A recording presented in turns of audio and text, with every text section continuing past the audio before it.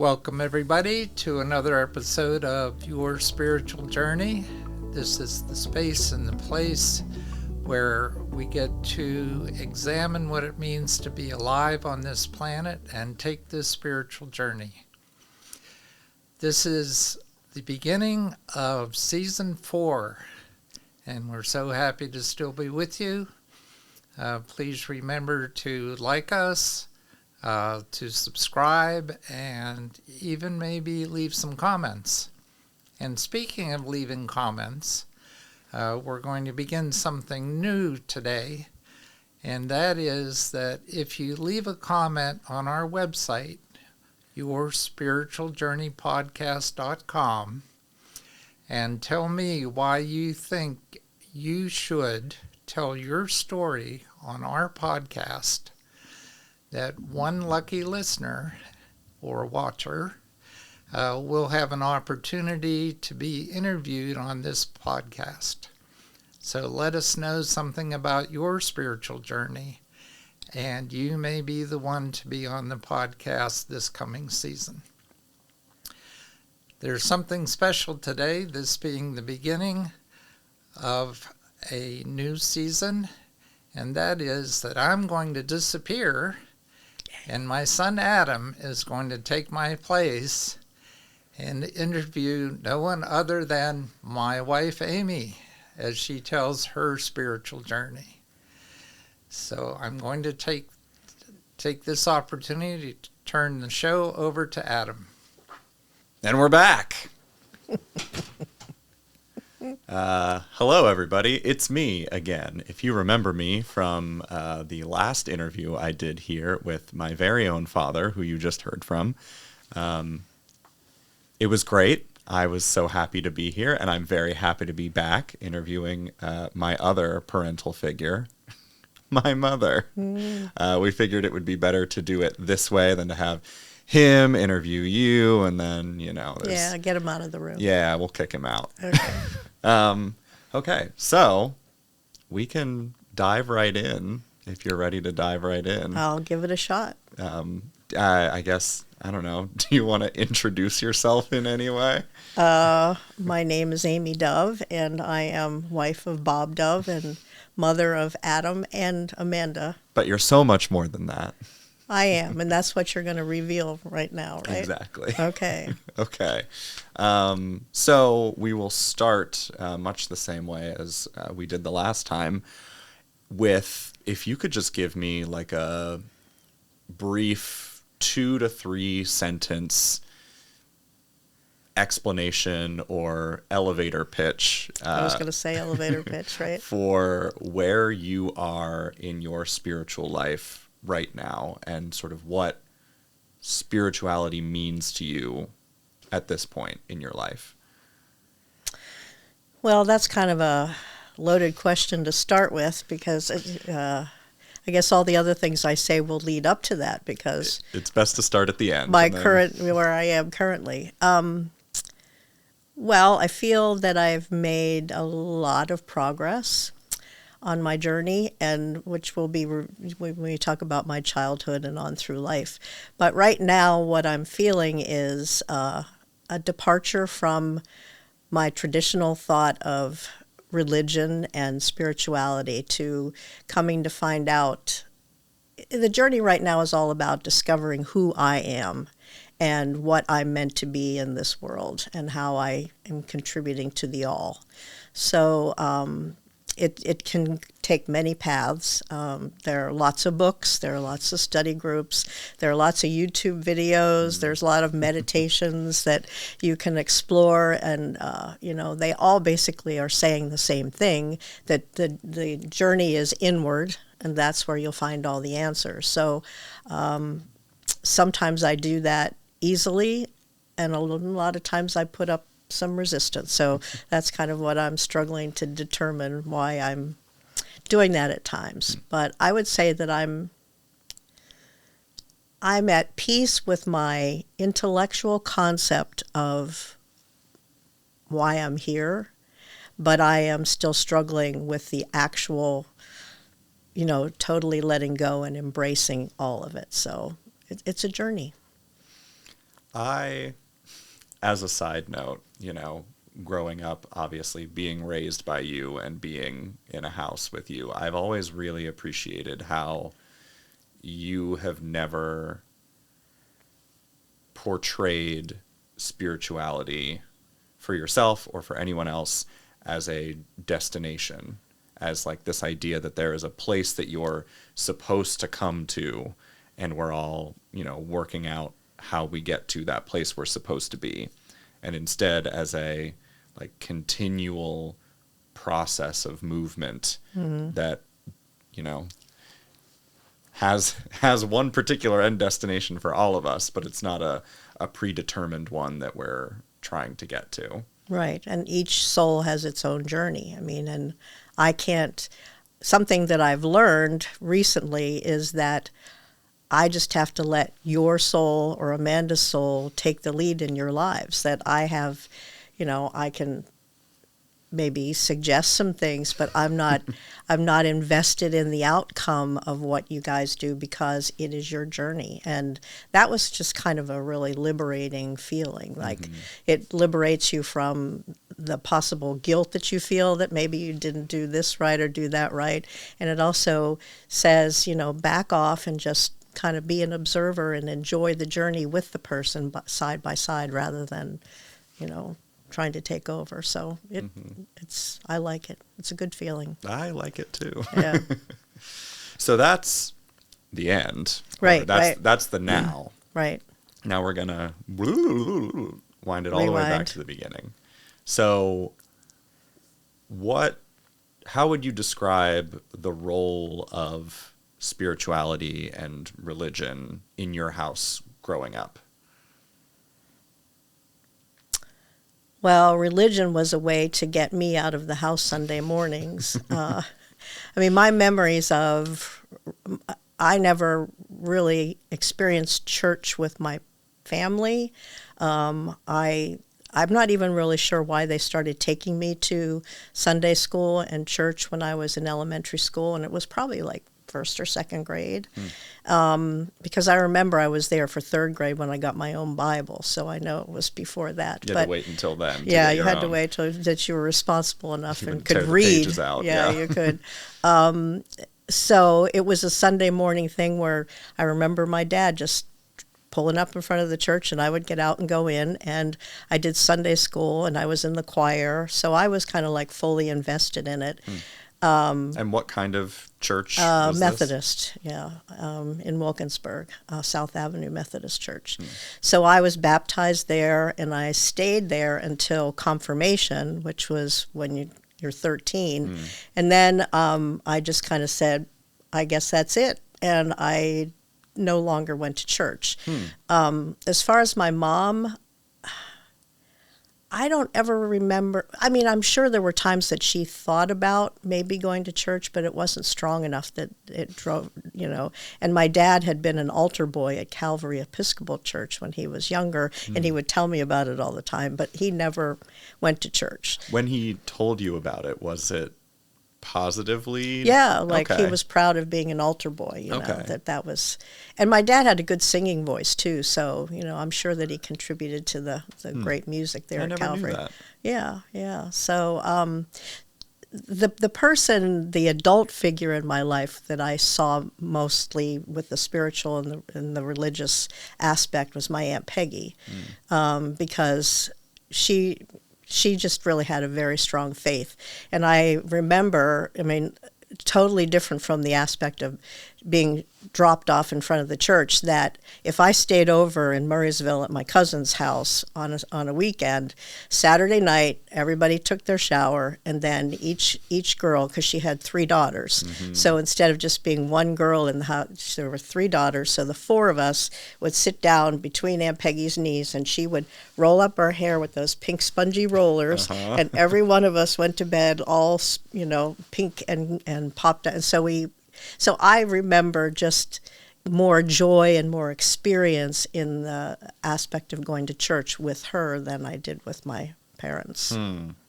So this whole, essentially, church as daycare on Sundays. I'm sure they didn't think of it that way because they still they had Ross at home. He didn't go? Well, Ross was deaf, so he wasn't going to get anything out of my church service.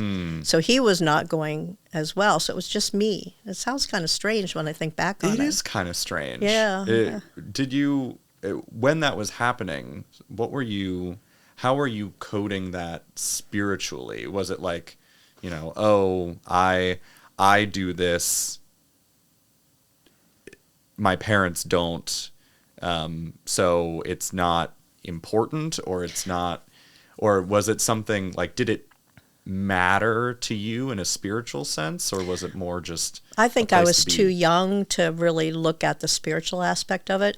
I saw it more as fellowship. I had some friends there at church, and I enjoyed being in the choir, so I actually kind of look forward to going on Sunday mornings. Okay. But yeah, I think the enormity of the situation did not impact. It was like, yeah, I went to church, nobody else did, and But then, when you were at Aunt Peggy's and going with the cousins to church, did that feel different, like spiritually? Did you have a sense that it was like, oh, in my house this is a place to go, but in their house this has more meaning, or did it just kind of... Well, it was connection to people who were there. Like when you're sitting in the pew with a family, it is a different feeling than when you're sitting in the pew. I would sit with the children's choir, so I never sat with parents or anything. So yeah, I think in some ways more a sense of belonging to a spiritual community. I don't know, it's never really thought too much about that. So. Yeah. Well, I mean, I guess that sort of transitions to my next question, which is, when did it start to mean something? Like, when did your spiritual life go from going to a church on Sunday that your parents don't go to, oh, I'm aware and cognizant of the spirit within me and its experience in the world? Like you said, you stopped going to church around 13. Around 13. Was there a gap between those two things? Yeah. I mean, I don't think that... I think I was still occasionally going out to Murraysville and going to church with the cousins, but I didn't pursue going... And I'm not really sure why we did move from Wilkinsburg to Edgewood, but we still weren't that far away. I could still have gone. A stone's throw. But it was just kind of a transition time, I guess. I think it's pretty typical.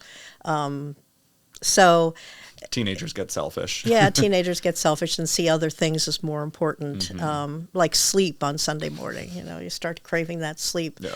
But I think that I don't have any strong memories through high school or anything.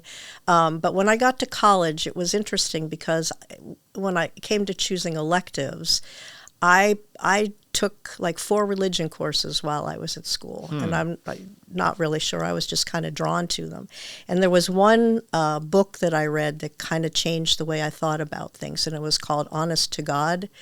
And it was the first time I read something that talked about God in here rather than God out there. And that just really created quite a different perspective for me, and something that had resonated with how I felt about spirituality, because I never, you pray to God. I think I was probably closer to Jesus when I was a kid, because Jesus was more relatable, and you could see pictures of him talking to children. Right, and you get your children's study Bible with all the colored photos in there of Jesus being so, all the children and the lambs and whatnot. But as far as God, I mean, I don't know that I had an experience of God. I mean, I prayed to God, but I don't know that really meant anything to me. But that concept that God was within me as well as everywhere opened up my eyes to a lot of other possibilities. And that's when I started kind of reading what some people term the woo-woo books, reading Shirley MacLaine and Wayne Dyer and F. Scott Peck. And, I was very fascinated by their perspectives on religion, on spirituality, on my responsibility in the world. What was I here to do? And this is when you're in college? This in college and then early working years. Okay. But I kind of got into a work lifestyle that was far from spiritual. I mean, it was pretty wild and crazy because I traveled a lot and I went to conventions and there was lots of partying. And, like Sunday morning, you weren't getting up to go to church because you were recovering from Saturday night. So it was just sort of all of that time was a blur, I think, when it comes to that. But I think I still held on to, I had some sense of safety and belonging to something bigger than me. And so, yeah, that's all I want to say about that right now. Okay. Okay. So, obviously, where you are now is a stone's throw from that, a far stone's throw. But it seems like, early childhood was very much an experience of religion. Right. And then moving into your teens and 20s was an experience of spirituality separate from religion. Right. At some point, those two things came together, right? They continually come together because right now I am a part of numerous spiritual study groups via Zoom, and your dad and I lead a couple of those. And I also facilitate adult Sunday school at Waverly Presbyterian Church. So it's a constant, and really, there's sometimes a cognitive dissonance in it. I think one of the things that I enjoy most about where I am now is that I've let go of the concept that I am flawed, that I am lesser than, that without Jesus I can't be saved, because it's my responsibility to save myself, because I am a child of God just as Jesus is. And so we are all perfect, and we're all here having experiences, and I can't judge your experience because it's what your soul needs to grow to where it needs to go, as is my journey. And sometimes you might look at a journey and say, well, that person's going off that they're going down the wrong road. But that's maybe where they're meant to be. And just that idea that you are always where you're meant to be at the time that you're there is very reassuring. Like, I'm not off there sinning or feeling bad or feeling guilty. I'm just looking at the journey and saying, well, maybe I need to recalibrate here and move on in this direction. But it's I think a lot of that people do better when they feel good about themselves than when they feel bad about themselves. So if we're doing fear and guilt, which are very low vibrational energies, versus love and peace and well-being, which are higher energies, the world is going to be a better place. So let's all support one another and not judge and forgive, and all that's easy to say, but you know what I'm saying. So. Well, yeah, it's easy to say, but not everybody says it. So. Right. The saying is the first step. But so there's the your early 20s, and then there's when I got to know you, which is a decade or two later. Right. And so I'm wondering sort of what were some of the key milestones between those times that sort of moved you forward or backward or laterally in your spirituality? Well, when I connected with your dad, he, I had been dabbling in certain things, and as had he. Like, he had been a student of Edgar Cayce before I was.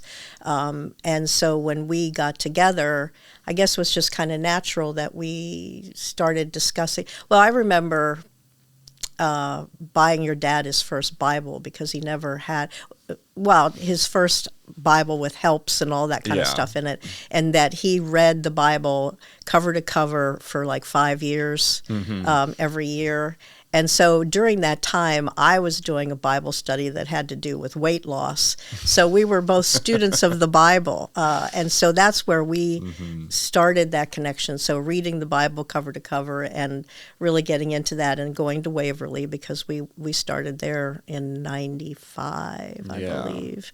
And being a part of Adult Sunday School and all the discussions. And it's a church that I always called it the church of the questions rather than the church of the answers, because everybody was free to explore and to question and to determine their own way.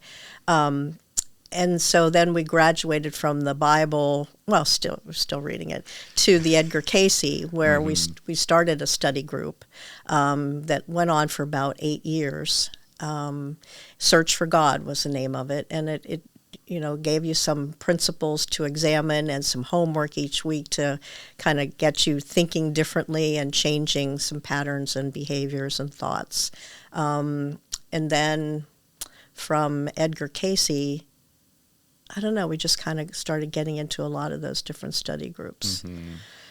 Yeah, I'm curious about you mentioned the cognitive dissonance earlier, and this, the religion and spirituality coming together, and you arrived at Waverly 95. Waverly is a non-traditional church in a lot of ways, but it is still a mainline Presbyterian church, Right. and I wonder how you've felt over the years being there, entering at a certain point to where you are now spiritually.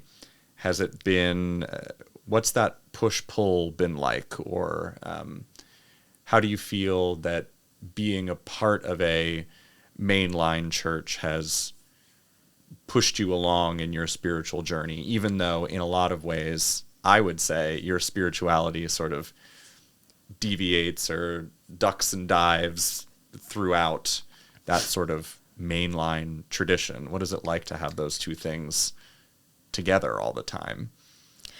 It's getting more and more comfortable. I view Waverly has a specific role, well, a lot of, in my life.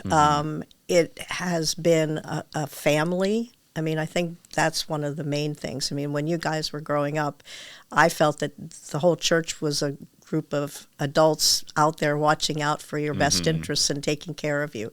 It very definitely is a family.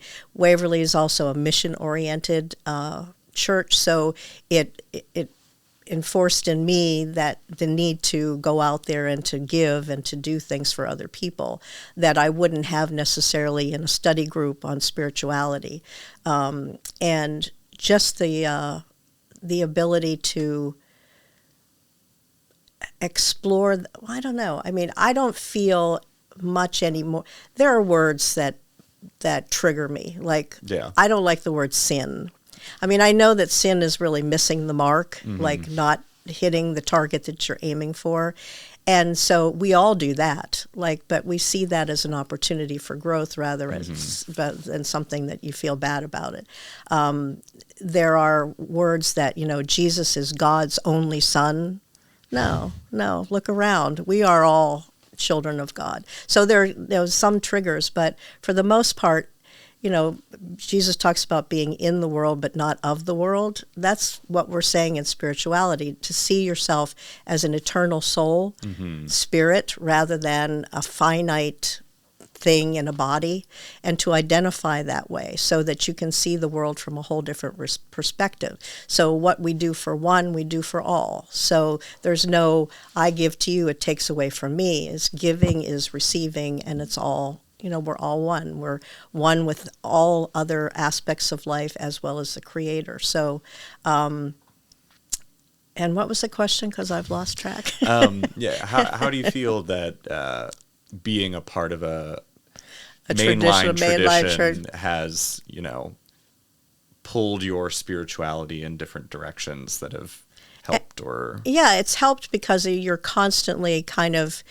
when you bump up against a pre-existing notion of what something is and you're challenging it with something else, it allows you to really examine, what do I feel, what do I believe, what do I feel inside. So I think it's been a good thing.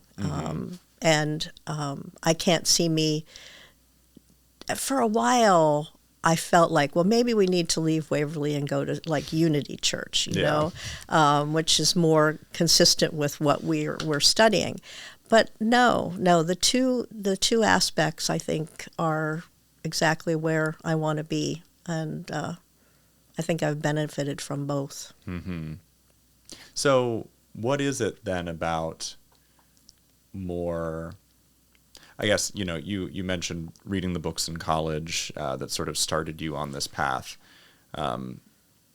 What is it about a more mainline tradition, like, say, straight down the road Presbyterianism or Protestantism or whatever, that I was going to say wasn't enough for you, but that's not what I mean. More of a wasn't what you were looking for spiritually. Because I think a lot of people would, go to church, hear what's preached, accept it or reject it, and that's kind of the end. Like that's they're either in or they're out, and there's no wrestling, there's no gray area in between. I think a lot of people have sort of more of a black and white mentality when it comes to, so if this doesn't work for me, then it must be God that doesn't work for me, or it must Okay. be, I don't believe any of this. This is all crap. Right. But what is it about, I guess, say the Methodist Church when you were younger or the Presbyterian Church now? What are those things that you hear that instead of being like, oh, this is crap, kind of open doors for you of like, oh, maybe this is, like, I feel a little bit weird about this concept. Maybe this is something I should go explore deeper as opposed to run away from.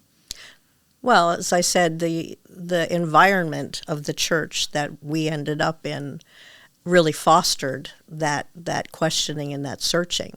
I mean, your dad and I, as I said, leading adult Sunday school, we bring all sorts of concepts from our other study groups in, and they haven't run us out of there. We've both been elders and we, respected members of the church. So I've been in an atmosphere that allowed for that. And obviously I must have had a curiosity about it. And I also from childhood had a sense that a lot of things in the world, like the things I was being told and the things I was supposed to believe, didn't ring true for me. And I think a lot of that came from, disclosure, personal life, just feeling that in my own home, I wasn't allowed to say what I wanted to say or be who I was because I was told that something else was the prevailing authority, or and that we were always pretending that we were a happy family, or we were, just some values and things that it didn't feel right to me. So I've kind of always felt like I want to challenge the norms and say, let me be me, and which is kind of ironic because how long have I been struggling to be me? But I mean, we choose the things we struggle with. Exactly. And, yeah, I understand that struggle. Yeah. So there's always been, I guess, as part of my journey in this lifetime, is to kind of walk that path and explore those options and determine what it is that. And I love what's going on in the world today. I know it sounds crazy, but that we're turning around and saying, I'm not going to adhere to these rules that somebody made that are superimposed on me. It's about who we are and how we express ourselves and how we share our gifts with the world. So I feel like we're going all over the place here, Adam. Maybe a little bit. That's what we do. Okay. Okay, so I feel like that's a pretty good primer of sort of your timeline of growth. Now to open it up to a more general couple of questions.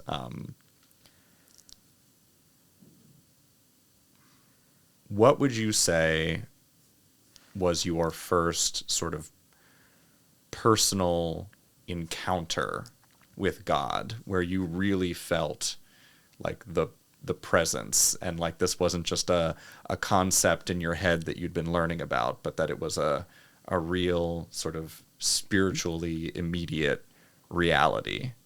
I have a very weird answer to that question. I think there are only weird answers to this question. It happened when I was in college, and I went to Hood College, which is an all-women's school, mm-hmm. and I was in the choir, and I had never sung the Messiah before, but one of the things that the Hood College choir did every year was to get together with the choir from the Naval Academy, which was all guys, and perform the Messiah with professional soloists and an orchestra from Baltimore. So high quality. So, but here you are, a freshman, and you don't know anything about this. And, you know, for months you practice your alto and soprano parts, and you go over them, and it's, And then the night, and everybody, the women dressed in, you know, white blouses and black skirts, and the guys come walking in their uniforms. And when that music started in that church, and we started singing the Messiah, tears came to my eyes. And that was a truly religious experience for me that just like, it shook me. So that was the presence of God. I mean, is that a strange answer? No. But it's still, I can still feel it. I mean, I can still feel that because it was boring to keep practicing and practicing. But when I saw how that all came together and the beautiful music it made, it was just pow. And that I don't think that's a weird answer at all.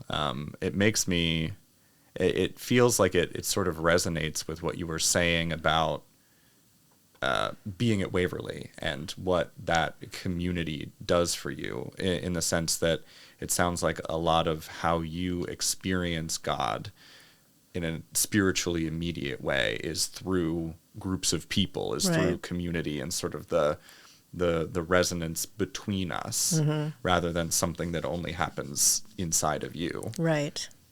Which seems like we talk about the work needs to be done inside, but you do the work inside to bring it out into the world, you know. So, yeah, I've always liked being part of a team. I've never... I always thought it was because I was too insecure to say, well, I can do this myself. I need other people to help me. But I like just the interchange of, I mean, I like the different ideas and just the give and take, which is, you know, in our adult Sunday school, I'm not the leader, I'm the facilitator, and everybody contributes. And it just feels really good with all that give and take and growth. And yeah. What would you, I'm interested in what you were saying about, you know, that balance between we do the work for ourselves so that we can do the work in the world. How do you see that balance sort of playing out in your life? Do you sometimes find yourself leaning more towards one than the other, or how do you navigate that? Well, let me answer that by saying, okay, in our house right now, your dad is very much, I would say, 90% of his time is spent in his spiritual life. Between his podcast and follow-ups from his podcast, like engaging with people who have spiritual stories to tell, and all of his Reiki work.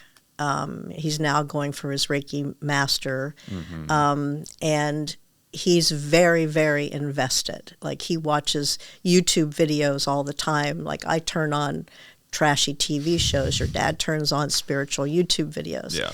So that's where he is in his journey right now.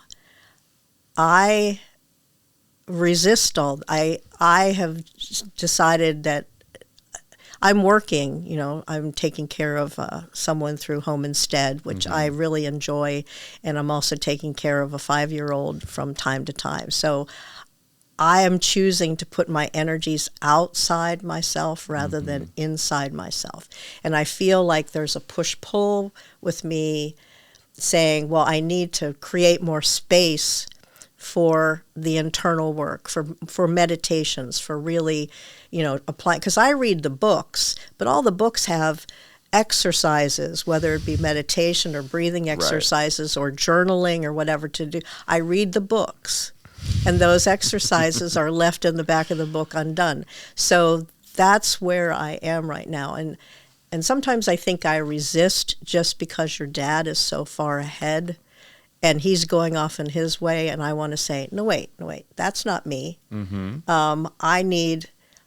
So I don't know how you would interpret all that, but I mean, it makes me think and maybe want to push back against you in that a little bit, to say, like, it's sort of what you said, like, just because that's the way he's doing it doesn't mean it has to be the way you're doing it. That's not me. Right. And for you, as you mentioned, this is all sort of geared towards finding out how to be who you are supposed to be. Right. And I wonder if, not to say we're just running into a little bit of introvert extrovert here between the two of you, but if it's more of a, a lot of your spiritual experience comes from being in community with others.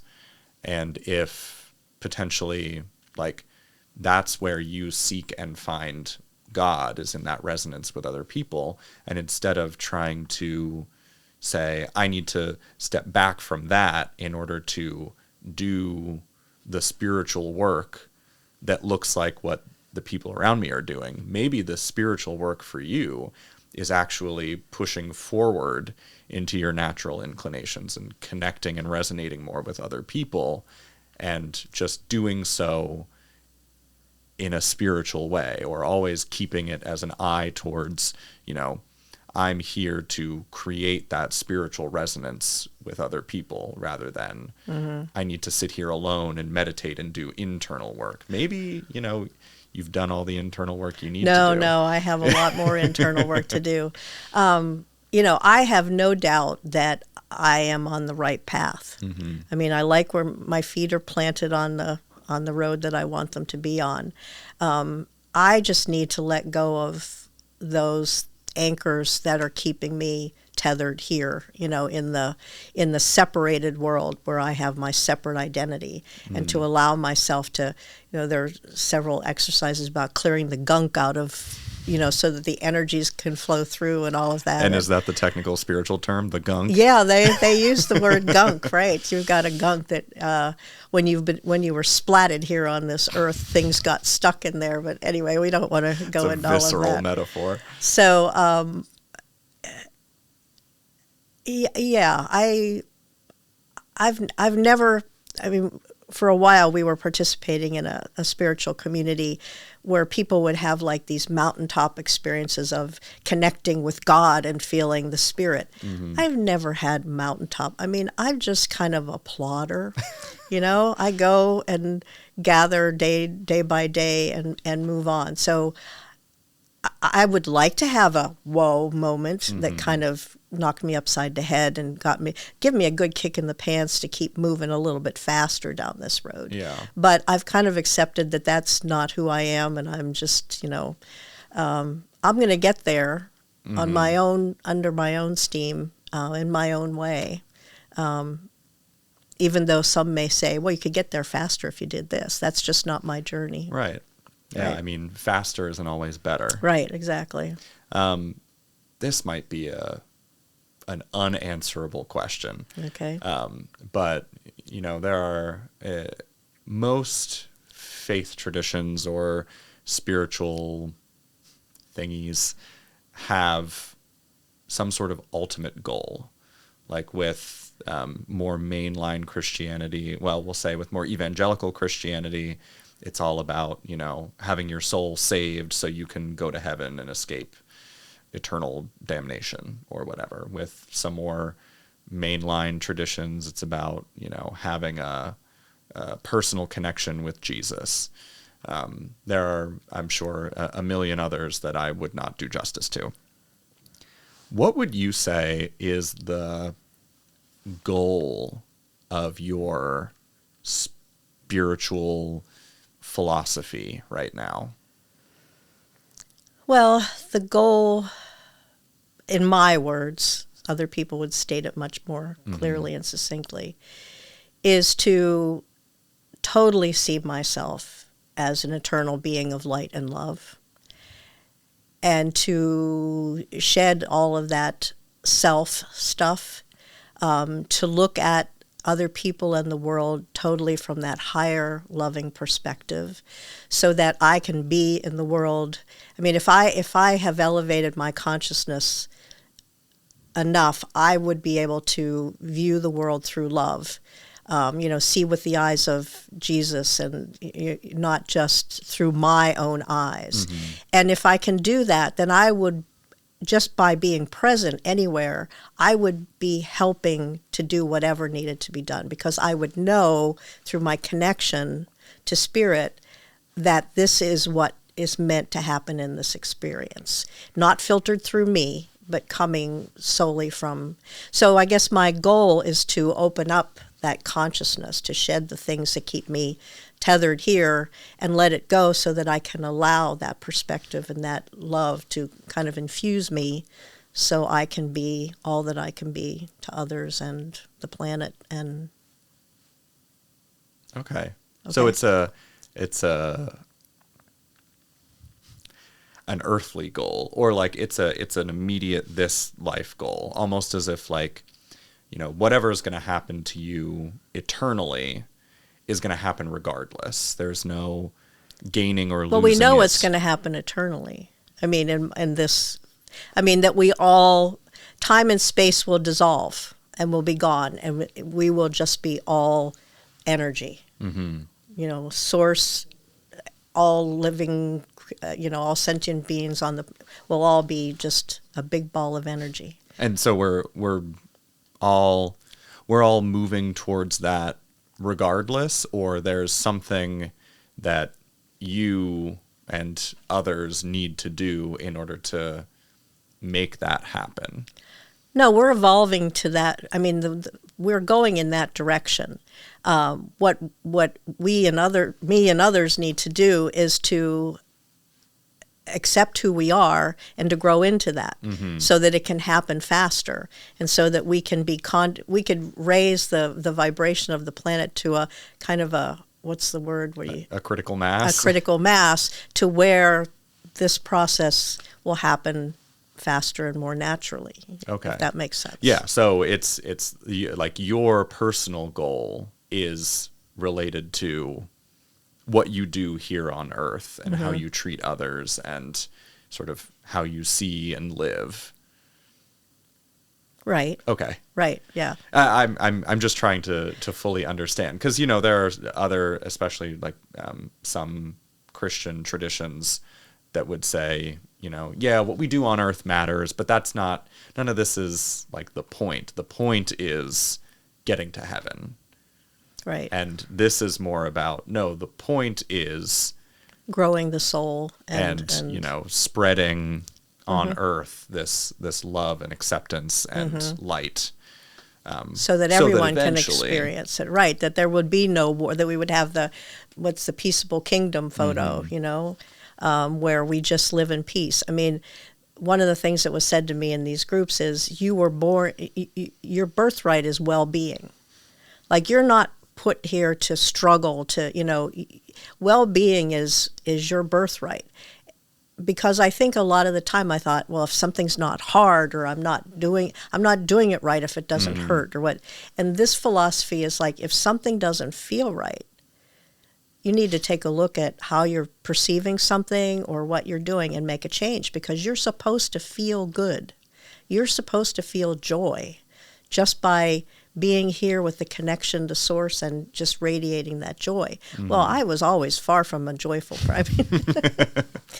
I was always the pessimist, but just that believing all of that makes me feel a lot freer, I don't feel like I have weights on me or expectations of me that I can't possibly meet, so therefore I'll always feel guilty or less than. I am more than, and if I can embrace that and live that and impart that feeling to other people, then I'm doing what I'm meant to do on this earth. So, which brings me to maybe another unanswerable question. What is God to you? Well, I frequently call God the source, source of all energy, light, love. I mean, a synonym for God is love in my vocabulary. That just kind of loving light presence that nurtures and protects all.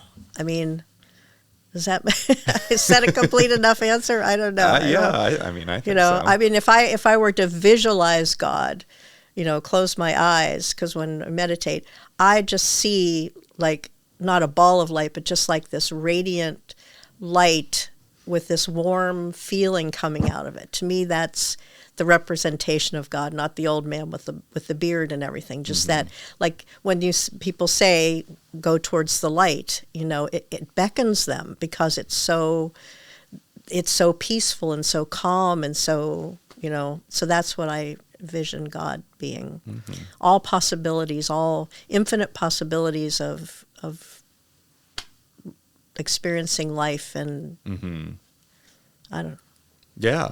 And I guess, how did that sort of evolve for you? Obviously, that's not what you were taught at the Methodist Church when you were confirmed. Remember, Jesus was my guy back then. Yeah, how did that transition sort of happen from Jesus is my guy, but I don't really know about God, to this?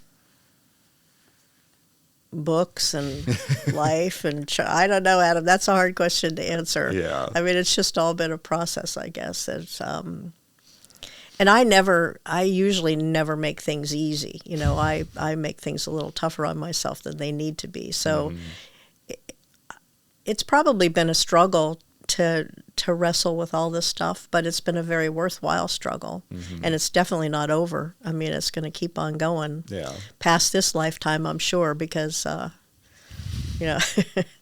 anyway. So I guess we're coming close to time here, but I do want to ask, what do you feel is the next step in your spiritual journey? What's the step you're trying to take right now? Well, that's why I was kind of looking for a good swift kick in the butt, because when I listened to the podcast that your dad did with the couple who started the Northeast Reiki retreat, and they've been in lockstep with every step they've taken towards spiritual growth. What he did, she did. What she did, he did. And there's a part of me that finds that model attractive, that, and I guess I'm looking at this in particular when it comes to Reiki, because I do believe in energy healing. I mean, I think that I have seen results of people, being able to get rid of things that traditional medicine couldn't do for them. And people have been saying to me, oh, you should do Reiki, you should do... I guess the next step for me is to try to discern what is the next step for me. Am I leaning towards these things because other people say, oh, you should, or am I rejecting the notion because it's what everybody's telling me? So it's to try to question that voice and say, where's it coming from, and what do I... So really what I've been trying to do lately is to get in touch with my spirit guides, because your dad's always in touch with his spirit guides who lead him from one thing to another. And I think it would be very reassuring to just be able to say, okay, spirit guides, show me. But I have to be open and receptive to hearing or to seeing what direction I'm supposed to be taking. Yeah. So the next step for me is discernment. Okay. Okay. That is, I think, a good next step. Okay. That struggle you describe is one I'm very familiar with. So,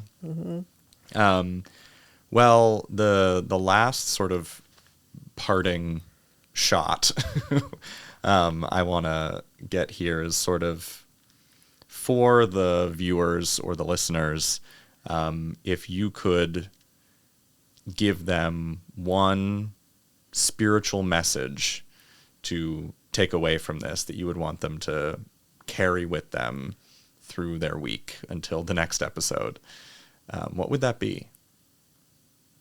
Love yourself. Because I really think that all of the wars and the crime is because people don't feel that they are enough or have enough, or just believe that you are perfect and you have all that you need and you love yourself regardless. You don't have to lose 10 pounds. You don't have to go out and buy the right outfit. You don't have to, just right here in this moment, you are everything you need to be. And if you can really believe those words, I think it would change so much, because you would be complete. You wouldn't need to reach out or act out, or and you can just be who you're meant to be in the world. So love yourself, and then you'll be able to love others as well. Because what you judge or project onto others as things that you don't like or things that bother you are really what's happening inside you.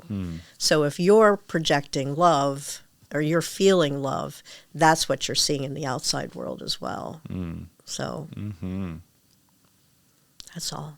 I think that's a great note to end on. Okay. Well, thank you Thank very you, much Adam. for being on the podcast today. It's been a pleasure. It has been a pleasure. And thank you for being with us, watching or listening wherever you are. If you liked what you heard and or saw today, don't forget to like and subscribe and leave comments wherever you can, and share this episode with someone you think it will benefit. And we're so happy to have you. And until next time, This has been this has been Your Spiritual Journey.